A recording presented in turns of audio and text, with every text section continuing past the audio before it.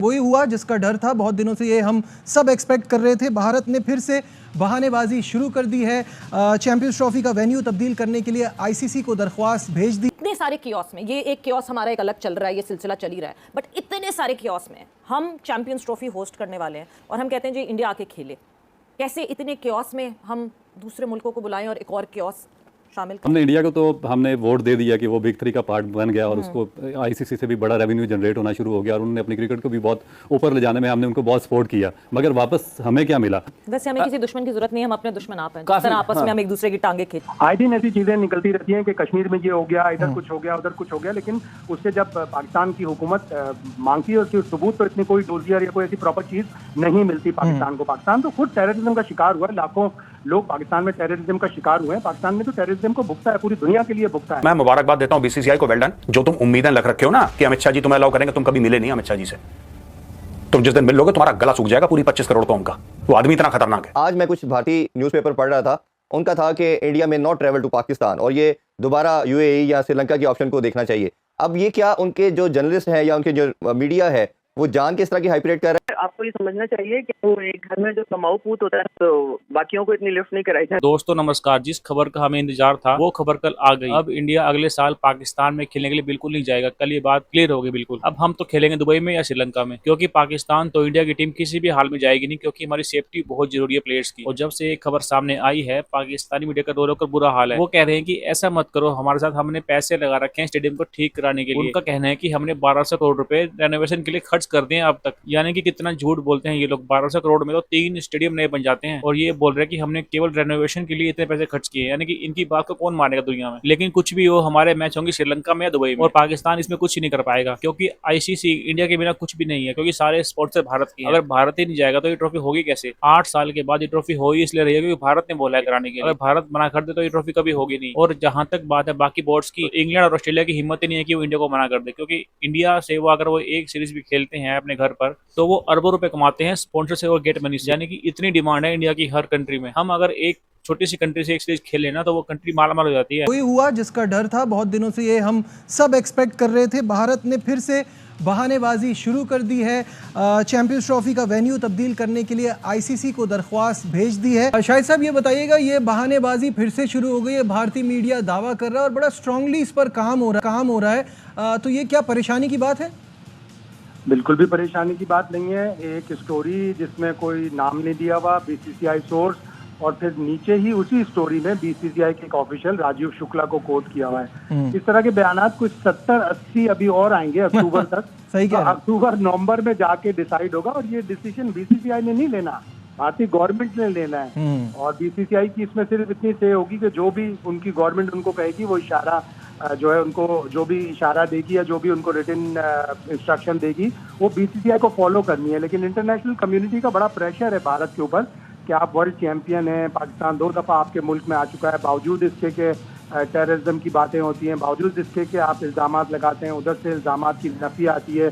इस सब के बावजूद पाकिस्तान 2 दफ़ा 2016 और 2023 में गया, तो भारत के ऊपर भी इंटरनेशनल कम्युनिटी का प्रेशर है। लेकिन ये बात अक्टूबर नवंबर से पहले डिसाइड नहीं होगी। मेरी प्रेडिक्शन ये है कि अक्टूबर में, एंड में अक्टूबर के, इंडिया अपने सिक्योरिटी डेलीगेशन भेजेगा। शाहिद साहब, ये जो आपने बड़ी इंपॉर्टेंट अगला सवाल ही मेरा ये था कि अब तो ये चलता रहेगा, इनका प्रोपेगेंडा बढ़ता रहेगा, लेकिन असल बात यही है कि हम भी वर्ल्ड कप में गए थे और इसी कंडीशन पे गए थे कि ये आईसीसी का इवेंट है, ये एशिया कप वगैरह में समझ में आता था, बट अब ऐसा नहीं होगा। तो ये फैंस के लिए जो है इस पे होपफुल रहे ना कि इसी प्लान पे चलेंगे, पाकिस्तान में ही पूरी चैंपियंस ट्रॉफी होगी।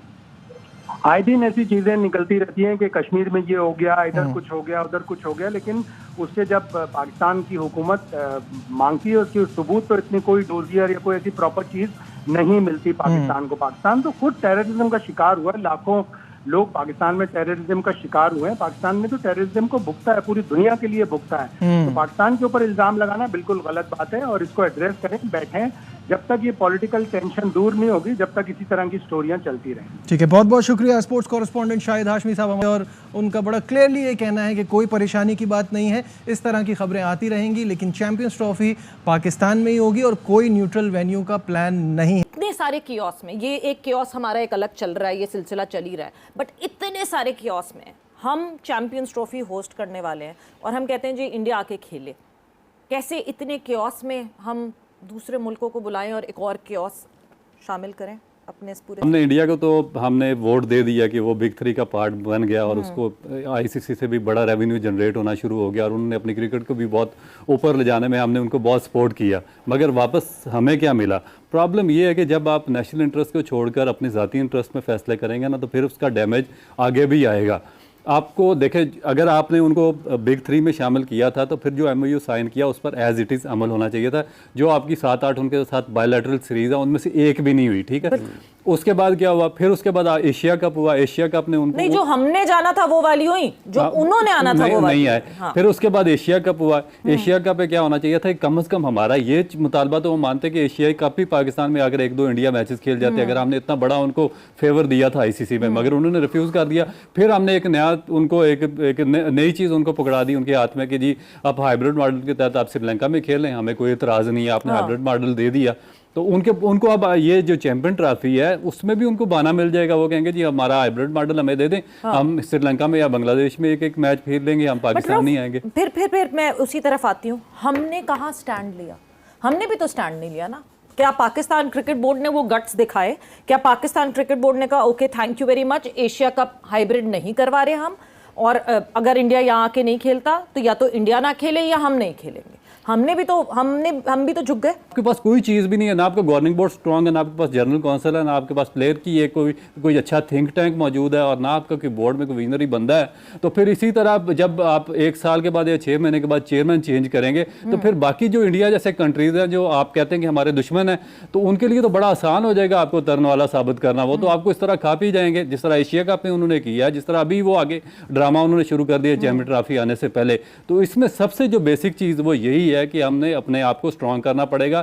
एक 3 या 4 साल पे मुश्तमिल आपको एक विजनरी लोगों पे मुश्तमिल बेंच बनाना पड़ेगा जो आपके सारे उमूर तय करे, फैसले तय करे, और उसको मोहताज नहीं होना चाहिए कि चेयरमैन कौन आता है कौन नहीं आता।